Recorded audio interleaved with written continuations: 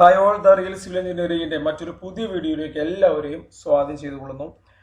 ഇന്നത്തെ വീഡിയോ ഒരു കണ്ടിന്യൂഷൻ ആണ്. തൊട്ട് പ്രീവിയസിൽ നമ്മൾ ഒരു ഒക്യുപ്പൻസിയുടെ റിവിഷനും അതുപോലെ തന്നെ റെഗുലറൈസേഷനും ഒക്കെ ഞാൻ ഇട്ടിരുന്നു. അപ്പോൾ അതിന്റെ കണ്ടിന്യൂഷൻ ആണ് ഇന്നത്തെ വീഡിയോ. അപ്പോൾ നമുക്ക് ഒരു പെർമിറ്റ് ലഭിച്ചു, ഇത്രയൊരു ഏരിയയ്ക്ക് പെർമിറ്റ് ലഭിച്ചിട്ടുണ്ട്. നമ്മൾ കൺസ്ട്രക്ഷനൊക്കെ ഏകദേശം കഴിയാറാകുമ്പോൾ നമ്മൾ അതിന്റെ കംപ്ലീഷൻ ഒക്യുപ്പൻസി എടുക്കാനായിട്ട് പോകും. നേരത്തെ പറഞ്ഞ പോലെ തന്നെ രണ്ട് കണ്ടീഷനാണുള്ളത്. ഒന്ന്, നമുക്ക് ഏരിയ സെയിം ഏരിയ ആയിരിക്കും നമുക്ക് കൺസ്ട്രക്ട് ചെയ്തിട്ടുണ്ടെങ്കിൽ വളരെ ഈസിയാണ്. ഞാനിപ്പോൾ പറയുന്ന പ്രൊസീജിയർ ഫോളോ ചെയ്താൽ മതി.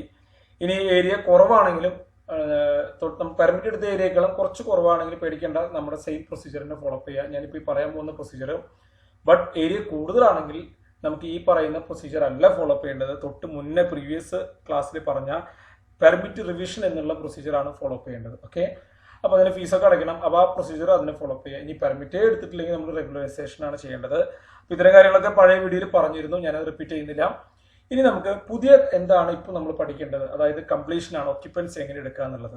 നമ്മളിപ്പോൾ പെർമിറ്റ് എടുത്ത അതേ പ്ലാൻ തന്നെയാണ് കംപ്ലീഷന് വന്നിട്ടുണ്ടെങ്കിൽ വളരെ ഈസിയാണ് നമുക്ക് എടുക്കാനായിട്ട്. 2-3 സ്റ്റെപ്പ് നമുക്ക് ചെയ്യേണ്ടോ. അപ്പോൾ നമുക്ക് ഇതുപോലെ പഴയ പോലത്തെ 2 സ്റ്റേജ് ഉണ്ട്. ഒന്ന് ഡ്രോയിങ്ങിൽ ചെയ്യേണ്ട കാര്യമുണ്ട്, പിന്നെ നമ്മൾ അപ്ലിക്കേഷനായിട്ട് അത് സബ്മിറ്റ് ചെയ്യേണ്ട 2 പാർട്ടായിട്ട് നമ്മൾ ചെയ്യേണ്ടത്. ഒത്തിരി കാര്യങ്ങൾ ശ്രദ്ധിക്കേണ്ടതുണ്ട്. അപ്പോൾ ഞാൻ പറയുന്ന ഓരോ കാര്യങ്ങളും മൈന്യൂട്ട് കാര്യങ്ങൾ ശ്രദ്ധിക്കുക. കാരണം നമുക്ക് കുറേ ഫെയിലിയേഴ്സ് നമ്മൾ കളക്ട് ചെയ്തു. അപ്പോൾ കളക്ട് ചെയ്തപ്പോൾ ആ ഫെയിലിയേഴ്സിന്റെ റീസൺസ് സെർച്ച് ചെയ്യുമ്പോൾ ആ കിട്ടിയ കാര്യങ്ങൾ ഇവിടെ പറയുന്നുണ്ട്. അതുകൊണ്ട് നിങ്ങൾക്കത് വരാതിരിക്കാൻ കൃത്യമായിട്ട് നമ്മൾ പറയുന്ന എല്ലാ പ്രൊസീജിയറും എല്ലാ സ്റ്റെപ്പും അതുപോലെ തന്നെ ഫോളോ ചെയ്യാൻ ശ്രദ്ധിക്കുക. അപ്പോൾ നമുക്ക് ഒരുപാട് എററുകൾ നമുക്ക് കുറവായി കിട്ടും. അപ്പോൾ നമുക്ക് ഫയൽ നമ്മൾ ഓൾറെഡി പെർമിറ്റിന് കൊടുത്ത ഫയൽ IBPMSന്റെ ഫയൽ നമ്മൾ ഇതിൽ ജസ്റ്റ് ഓപ്പൺ ചെയ്യുകയാണ്. അപ്പോൾ നമ്മളിത് ഫയൽ ജസ്റ്റ് ഒന്ന് ഓപ്പൺ ചെയ്തു വന്നപ്പോൾ നമുക്ക് കാണാം, പ്രത്യേകിച്ച് ഒന്നും കാണാൻ സാധിക്കുന്നില്ല. ജസ്റ്റ് ഒരു ബോക്സ് മാത്രമേ കാണുന്നുള്ളൂ. നമ്മുടെ ആദ്യത്തെ പോയിന്റ് പറയുന്നത് വളരെ കൃത്യമായിട്ട് ശ്രദ്ധിക്കുക. നമ്മളൊരു പ്രീഡിസിയർ ചെയ്ത് കഴിഞ്ഞാൽ നമ്മൾ അവസാനത്തെ ഈ പറയുന്ന റിപ്പോർട്ട് എടുക്കുന്ന സ്റ്റേജ് വരെ പോകാറുണ്ട് അല്ലേ. റിപ്പോർട്ട് എടുത്തു കഴിഞ്ഞാൽ ഇപ്പോൾ വന്നൊരു അപ്ഡേഷൻ ആണത് ലോക്കിംഗ് സിസ്റ്റം. ഓട്ടോമാറ്റിക് ആയിട്ട് നമ്മുടെ പ്രീഡിസിയർ ഡ്രോയിങ് ലോക്ക് ചെയ്യുന്നുണ്ട്. പലപ്പോഴും പലരുടെ പ്രവണത നമ്മൾ പ്രീഡിസിയർ റിപ്പോർട്ട് എടുത്തതിന് ശേഷം പിന്നെയും അതിൽ എഡിറ്റിംഗ് ഒക്കെ ചെയ്യാറുണ്ട്.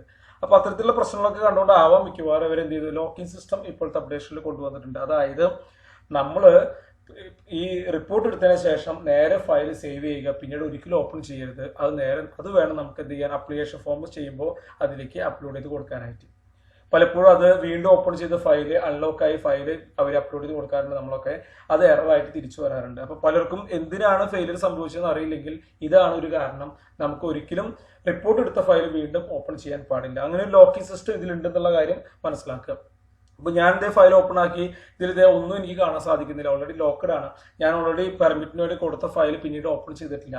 അതാണ് ഞാൻ ഇതേ കംപ്ലീഷനോ ഞാനിപ്പോൾ ഓപ്പൺ ചെയ്തത്. ഒന്നും കാണാൻ സാധിക്കുന്നില്ല. അതുകൊണ്ട് ഞാൻ ന്യൂ പ്രോജക്റ്റ് എടുക്കുകയാണ്. ന്യൂ പ്രോജക്റ്റ് എടുക്കുമ്പോൾ ഒരു ഡയലോഗ് ബോക്സ് വരുന്നുണ്ട്. അതിൽ നമുക്ക് എഡിറ്റ് ചെയ്യല്ലേ എന്നാണ് ചോദിക്കുന്നത്. യെസ് കൊടുത്താലേ അത് അൺലോക്ക് ആയി. പിന്നെ ഈ ഫയൽ നമ്മൾ സേവ് ചെയ്താലും പിന്നെ വീണ്ടും ഓപ്പൺ ചെയ്യുമ്പോഴൊന്നും ഈ ഡയലോഗ് ബോക്സ് പിന്നീട് വരില്ല. കാരണം ഇത് അൺലോക്ക്ഡ് ആണ്. ഏതുവരെ നമ്മുടെ റിപ്പോർട്ട് എടുക്കുന്നവരെ. ഓക്കെ, റിപ്പോർട്ട് എടുത്തു കഴിഞ്ഞാൽ ലോക്ക്ഡ് ആണ്.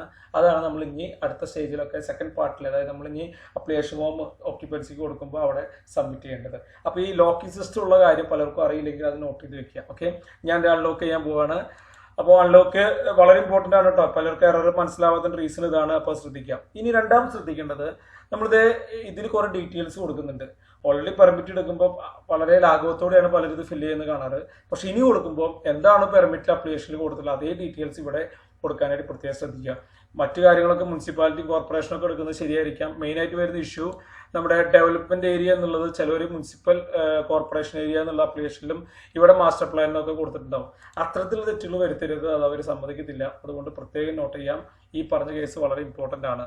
അപ്പോൾ അത് വളരെ ശ്രദ്ധാപൂർവ്വം ഫില്ല് ചെയ്യുക. അതുപോലെ തന്നെ ഈ ഒക്യുപ്പൻസി എടുക്കുമ്പോൾ ഏറ്റവും വലിയ വ്യത്യാസം എന്ന് പറഞ്ഞാൽ ഈ പറഞ്ഞ ഒക്യുപ്പൻസി ചെക്ക് എന്നുള്ളതാണ്. ടിക്ക് ചെയ്യണം. അതിൽ വർക്ക് പാർഷ്യലി ആണ് കംപ്ലീറ്റ് ചെയ്യില്ലെങ്കിൽ അത് സെലക്ട് ചെയ്യുക, ഫുള്ളി ആണെങ്കിൽ ഫുള്ളി OC എന്നുള്ളത് സെലക്ട് ചെയ്യുക. നേരത്തെ പറഞ്ഞാൽ ഞാൻ റിവിഷൻ ചെയ്യുന്ന കേസ്, ആ റിവിഷൻ ചെയ്യുമ്പോൾ ശ്രദ്ധിക്കേണ്ട റിവിഷൻ ടിക്ക് ചെയ്യണം. അത് ഞാൻ പ്രീവിയസ് വീഡിയോയിൽ പറയാതെ പോയ കാര്യമാണ്, അതൊന്ന് നോട്ട് ചെയ്യണം കേട്ടോ എല്ലാവരും. ഓക്കെ, റിവിഷൻ ചെയ്യുന്ന സമയത്ത് ഈ പറയുന്ന റിവിഷൻ ടിക്ക് ചെയ്യാൻ മറക്കരുത്. അപ്പോൾ ഫുള്ളി OC ടിക്ക് ചെയ്തതിനു ശേഷം ഞാൻ ഓക്കെ കൊടുത്തു. നോർമലി ഉണ്ടാകുന്ന പോലെ തന്നെ ഫയലുകളൊക്കെ പോവും. നമ്മൾ വീണ്ടും ഷോ ഓൾ ലെയേഴ്സ് ഉപയോഗിച്ചുകൊണ്ട് കൊണ്ടുവരും. അതൊക്കെ സെയിം പ്രൊസീജിയർ തന്നെ, നമുക്ക് ഒരു മാറ്റം നമുക്ക് കാണാൻ സാധിക്കില്ല. ദെൻ പ്രീഡിസിയർ ലെയർ ഇൻസേർട്ട് ചെയ്യുന്നു. നെക്സ്റ്റ് അതെല്ലാം ഒരേപോലെ പ്രൊസീജിയറിലൂടെ ഫോളോ ചെയ്യുക. ടൂൾസിൽ ഷോ ഓൾ ലെയേഴ്സ് എടുക്കുക. നമ്മുടെ ഡ്രോയിങ് ഒക്കെ ഇവിടെ കാണാനുണ്ട്. ഓക്കെ, അപ്പോൾ സെയിം പ്രൊസീജിയർ തന്നെ ഫോളോ അപ്പ് ചെയ്യാൻ പ്രത്യേകം പറയുന്നില്ല. നമുക്ക് ചെറിയൊരു ചേഞ്ച് ഉണ്ട്, ആ ചേഞ്ച് മാത്രമേ ഞാനിവിടെ ഫോക്കസ് ചെയ്യുന്നുള്ളൂ, അത് മാത്രമേ ഞാൻ പറയുന്നുള്ളൂ. ഇവിടെ ശ്രദ്ധിക്കേണ്ട ഒരു കാര്യം, നമുക്ക് സാധാരണ വരുന്ന എററുകളിലെ ഒന്നാമത്തെ കാര്യം എന്ന് പറഞ്ഞാൽ നമ്മൾ ഈ പറയുന്ന ഒക്യുപ്പൻസി എന്നുള്ളത് നമ്മൾ ടിക്ക് ചെയ്യാത്ത പ്രശ്നം വരാറുണ്ട് പലപ്പോഴും. നമുക്കിപ്പോൾ ചെറിയ 2-3 സ്റ്റെപ്പുകൾ ചെയ്യാറുണ്ട്. ആ സ്റ്റെപ്പുകൾ ചെയ്യാത്ത ഫയൽ നമ്മൾ അപ്ലോഡ് ചെയ്ത് കൊടുത്തു കഴിഞ്ഞാൽ പ്രപ്പോസ്ഡ് ബിൽട്ടപ്പ് ഏരിയ 00 എന്നുള്ള എററായിട്ട് പലർക്കും കാണാറുണ്ട്. ഞാൻ പറഞ്ഞല്ലോ, സെയിം ഡീറ്റെയിൽസ് തന്നെ അപ്ലിക്കേഷൻ ഫോമിൽ കൊടുക്കണം, ഇല്ലെങ്കിൽ ഇതുപോലെ അത് ഫെയിൽഡ് ഇൻഫർമേഷൻ കൊണ്ട് വരും, മിസ്മാച്ച് ആയി കഴിഞ്ഞാൽ. അപ്പം ഇങ്ങനെ കുറച്ച് റിപ്പോർട്ടുകൾ കാണിച്ചു തരുന്നത് നിങ്ങൾക്ക് എററുകൾ വരുത്താതിരിക്കാനാണ്. അതുപോലെ തന്നെ നമുക്ക് ഓൾറെഡി പെർമിറ്റ് എടുത്ത ഏരിയകളും കൂടുതലാണ് ഈ നെക്സ്റ്റ് നമ്മൾ കംപ്ലീഷനെ നമ്മൾ ഇപ്പൊ നമ്മൾ കൊടുക്കുന്നെങ്കിൽ അവിടെ ഒരു പ്രശ്നമുണ്ട്. കാരണം എന്താ, നമ്മൾ റിവിഷനാണ് പോകേണ്ടത്. അതിന് പകരം നിങ്ങൾ അത് നേരെ മറിച്ചിട്ട് എന്ത് ചെയ്യണം, നമ്മൾ കംപ്ലീഷന് വേണ്ടി കൊടുത്തു കഴിഞ്ഞാൽ എന്തായിരിക്കും, അത് എററായിട്ട് വരും. അപ്പോൾ അഡീഷണൽ ഏരിയ കൂടിയിട്ടുണ്ടെങ്കിൽ നമ്മൾ റിവിഷനിലേക്ക് പോകണം. നമ്മൾ റിസ്ക് എടുത്ത് കൊടുത്തിട്ട് ഒരു ഉപകാരമില്ല, അവിടെ ലോക്കഡായി പോകും. അപ്പോൾ നമുക്ക് ഡ്രോയിങ്ങിലേക്ക് കിടക്കുകയാണെങ്കിൽ നമ്മൾ പുതിയ ഇൻസെർട്ട് ചെയ്തു, ബാക്കി കാര്യങ്ങളൊക്കെ അതേ പ്രൊസീജിയർ തന്നെയാണെന്ന് ഞാൻ പറഞ്ഞു. നമുക്ക് ചെയ്യേണ്ട ചെറിയൊരു കാര്യം എന്ന് പറഞ്ഞു കഴിഞ്ഞാൽ പ്രീഡിസിയറിലെ മാർക്ക് എടുക്കുക. മാർക്ക് എടുത്തതിന് ശേഷം അതിൽ നമുക്ക് ബിൽഡിംഗ് എന്നുള്ള ഒരു ടാബ് ഉണ്ട്. അതായത് ശ്രദ്ധിക്കുക, പ്രീഡിസിയറിൽ മാർക്കിൽ ബിൽഡിംഗ് എന്നുള്ള ലെയർ എടുക്കാം. ആ ബിൽഡിംഗ് എന്ന ലെയർ എടുത്തതിന് ശേഷം അതിൽ പ്രപ്പോസൽ ഫോർ ഒക്യുപ്പൻസി എന്നുള്ള ക്ലിക്ക് ചെയ്യുക. അപ്പോൾ മാർക്ക് പ്രീഡിസിയർ, mark, building, proposal for occupancy നേരെ ക്ലിക്ക് ചെയ്തതിന് ശേഷം നമ്മുടെ ബിൽഡിങ്ങിന്റെ ഈ പറഞ്ഞ ബിൽഡിംഗ് എന്ന് പറയുന്ന ഒരു ചതുരം വരച്ചിട്ടുണ്ട്. നമ്മൾ എന്ത് പ്ലാനും സെക്ഷൻ എലിവേഷനും ഒക്കെ ചേർത്തുണ്ട്. ആ പറയുന്ന ലൈനിൽ ക്ലിക്ക് ചെയ്തിട്ട് എൻ്റർ കൊടുക്കുക. ഇത്ര ചെയ്യണ്ടോ? അപ്പൊ ഇത്ര ചെയ്ത് കഴിഞ്ഞാൽ എന്താണ് നമ്മുടെ ഒക്യുപ്പൻസി, അതായത് എടുക്കാൻ പോകുന്ന ഏരിയ എന്താണെന്നുള്ളത് അവിടെ ഡിഫൈൻ ചെയ്ത് കഴിഞ്ഞു. നമുക്ക് വേണമെങ്കിൽ ഒന്ന് ക്രോസ് ചെക്ക് ഒക്കെ ചെയ്യാം. എങ്ങനെയാണെന്ന് വെച്ച് കഴിഞ്ഞാൽ നമ്മൾ പ്ലാനിന്റെ ഒരു ലെയർ ഉണ്ടല്ലോ, ഫ്ലോറിന്റെ, ആ ലെയറിൽ ക്ലിക്ക് ചെയ്ത് കഴിഞ്ഞാൽ ഇവിടെ ഡാഷ്ഡ് ലൈൻ ആയിട്ടുണ്ടാവും. അതിന്റെ അർത്ഥം അത് ആയിട്ടുണ്ടെന്നുള്ളതാണ്. നമ്മൾ ഇതിലൊക്കെ ക്ലിക്ക് ചെയ്ത് കഴിഞ്ഞാൽ ഇവിടെ ഡാഷ്ഡ് എഴുതി കാണിക്കും. ഓക്കെ, അതിനടുത്ത് നമ്മൾ കൊടുത്തത് ശരിയായിട്ടുണ്ടെന്നാണ് അർത്ഥം, അപ്ലൈ ആയിട്ടുണ്ടെന്നാണ് അർത്ഥം കേട്ടോ. ഇതിലുള്ള വേറെ പ്രൊസീജിയറൊന്നും ഇതിൽ ചെയ്യാനില്ല. നെക്സ്റ്റ് ഒക്കെ നമ്മൾ സെയിം മാർക്ക് മാർജിനും കാര്യങ്ങളൊക്കെ അതേപോലെ ഫോളോ അപ്പ് ചെയ്തോ അപ് ടു ഈ പറയുന്ന റിപ്പോർട്ട് എടുക്കുന്നവരെ. ബാക്കി വരയ്ക്കാനൊന്നുമില്ല, സെയിം ഡ്രോയിങ് ആയതുകൊണ്ട് തന്നെ. ഇനി ഏരിയ കുറവുണ്ടെങ്കിൽ നമ്മൾ അത് ഉൾപ്പെടുത്തിക്കൊണ്ടുള്ള ഡ്രോയിങ് ആക്കി മാറ്റണം തന്നെ. ഓക്കെ, അത് പ്രത്യേകം ശ്രദ്ധിക്കുക. നമ്മൾ ഇപ്പോൾ പ്രോപ്പ് വർക്കും അതുപോലെ തന്നെ ബിൽഡിംഗ് തമ്മിൽ കണക്ട് ചെയ്യുമ്പോൾ ഒരു പേരൊക്കെ കൊടുക്കും, റെസിഡൻഷ്യൽ എന്നൊക്കെ. ചിലപ്പോൾ ഓരോരുത്തർ പേരൊക്കെ ബ്ലോക്ക് നെയിം ഒക്കെ കൊടുക്കാറുണ്ട്. അത്തരത്തിലൊക്കെ കൊടുത്തിട്ടുണ്ടെങ്കിൽ അതൊക്കെ ഒന്ന് ശ്രദ്ധിക്കുക. രണ്ടാമത് ചെയ്യുമ്പോഴും അതേ പേര് തന്നെ കൊടുക്കാനായിട്ട് ശ്രദ്ധിക്കുക. ഓക്കെ, പെർമിറ്റിൽ എന്താണ് ചെയ്തുള്ളത് അത് തന്നെ ഫോളോ അപ്പ് ചെയ്യണം, അതിലൊരു മാറ്റം വരുത്തരുത്. ഇപ്പോൾ നമുക്ക് ഇവിടെ കാണാം, ഇപ്പോൾ A1 റെസിഡൻസ് എന്നാണെന്ന് ഇവിടെ വന്നിട്ടുണ്ടെങ്കിൽ അടുത്ത നമ്മൾ കംപ്ലീഷന് വേണ്ടി വരയ്ക്കുന്ന ഡ്രോയിങ്ങിൽ ഇവിടെ A1 റെസിഡൻഷ്യൽ എന്ന് മാത്രം വേണം കൊടുക്കാനായിട്ട്. നിങ്ങളുടെ വേറെ പേരുകൾ മാറ്റി കൊടുക്കുന്നു ചെയ്യരുത്, അതൊക്കെ എററുകളാണ്. അപ്പൊ അതുകൊണ്ടാണ് പ്രത്യേകം അത് പറയുന്നത് കേട്ടോ. നമ്മൾ ശ്രദ്ധിക്കാത്ത ചെറിയ ചെറിയ കാര്യങ്ങളാണ് നമുക്ക് ഒരിക്കലും കണ്ടുപിടിക്കാൻ പറ്റാത്ത എററുകളായിട്ട് മാറുന്നത്. അതുകൊണ്ടാണ് ഇത്രയും മൈന്യൂട്ടായിട്ട് പറയുന്നത്. അപ്പൊ ഇത്രയും ചെയ്ത് ഫയൽ നേരെ റിപ്പോർട്ട് വരെ നമ്മൾ ചെയ്തതിനു ശേഷം ഫയലിൽ സേവ് ചെയ്ത് ലോക്കാക്കി വെക്കുക. അതിനുശേഷം നമ്മൾ എന്ത് ചെയ്യണം, അത് സബ്മിറ്റ് ചെയ്യണം. ഫയൽ കംപ്ലീഷന് പോണതിന് മുന്നേ ഒരു കാര്യം പ്രത്യേകം നോട്ട് ചെയ്യേണ്ടത്, നമുക്ക് പെർമിറ്റ് കിട്ടിയപ്പോൾ ഡിജിറ്റൽ സിഗ്നേച്ചർ കിട്ടിയിട്ടുണ്ടോ എന്നുള്ളതാണ്. അപ്പോൾ അതിങ്ങനെ നമുക്ക് ഉറപ്പിക്കാം. അതായത് നമ്മുടെ ആ പറയുന്ന അക്കൗണ്ട് എടുത്തതിന് ശേഷം ഇപ്പോൾ ഡ്രാഫ്റ്റ് അപ്ലിക്കേഷന്റെ പേജ് എടുത്തു കഴിഞ്ഞാൽ അവിടെ കുറെ ടാബുകൾ കാണാടിയിൽ അതിൽ 2 തരത്തിലുള്ള അപ്രൂവ്ഡ് ഫയൽസ് ഉണ്ട്. അപ്രൂവ്ഡ് ഫയൽസ് നോട്ട് സൈൻഡ് ഉണ്ട്, അപ്രൂവ്ഡ് ഫയൽ സൈൻഡ് ഉണ്ട്. അപ്പോൾ നമ്മുടെ ഫയൽ നോട്ട് സൈനിലാണെങ്കിൽ നമ്മൾ മുനിസിപ്പാലിറ്റി പോയിട്ട് അത് അതിന്റെ പ്രൊസീജിയർ ഫോളോ അപ്പ് ചെയ്യണം. അതായത് അവരോട് പറയണം നമ്മുടെ ഡിജിറ്റൽ സിഗ്നേച്ചർ ഇട്ടിട്ടില്ലാണ്. അത് ഇട്ടാൽ മാത്രമേ നമുക്ക് കംപ്ലീഷന് പോകാൻ സാധിക്കുള്ളൂ. അപ്പോൾ അപ്രൂവ്ഡ് ഫയൽ സൈൻഡ് എന്നതിലേക്ക് വേണം നമ്മുടെ ഈ പറയുന്ന PN നമ്പർ വെച്ച് കിടക്കാനായിട്ട്. എന്നാൽ മാത്രമേ നമുക്ക് എന്ത് ചെയ്യാൻ പറ്റുള്ളൂ, ഇത് കംപ്ലീഷന് കൊടുക്കാൻ സാധിക്കുള്ളൂ. അത് വളരെ വളരെ വളരെ ഇമ്പോർട്ടൻ്റ് ആണ്. പലർക്കും അതൊരു ഇഷ്യൂ ആയിട്ട് വന്നിട്ടുണ്ട്. ആദ്യം കൊടുത്ത ആളുകൾക്കൊന്നും ഈ ഡിജിറ്റൽ സിഗ്നേച്ചർ ഇല്ലാതെയാണ് വന്നിട്ടുള്ളത്. അവരത് അപ്ഡേറ്റ് ചെയ്യാൻ പ്രത്യേകം ശ്രദ്ധിക്കാം. ഓക്കെ, പിന്നെ പ്ലോട്ട് ഏരിയ ഒരിക്കലും മാറരുത്, അത് സെയിം തന്നെ ആയിരിക്കണം.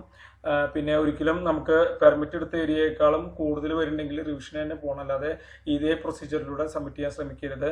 അപ്പോൾ ഇത്തരം കാര്യങ്ങളാണ് നമുക്ക് ഇനീഷ്യലി പ്ലാനിൽ ശ്രദ്ധിക്കേണ്ടത്, നമ്മുടെ IBPMS ശ്രദ്ധിക്കേണ്ടത്. നമ്മൾ അപ് ടു റിപ്പോർട്ട് വരെ ചെയ്തതിനു ശേഷം നമ്മൾ എന്ത് ചെയ്യുക, ഫയലിൽ സേവ് ചെയ്ത് വെക്കുക. ഇനി നമുക്ക് ചെയ്യേണ്ടത് അതിന്റെ അപ്ലിക്കേഷൻ കൊടുക്കുന്നതാണ്.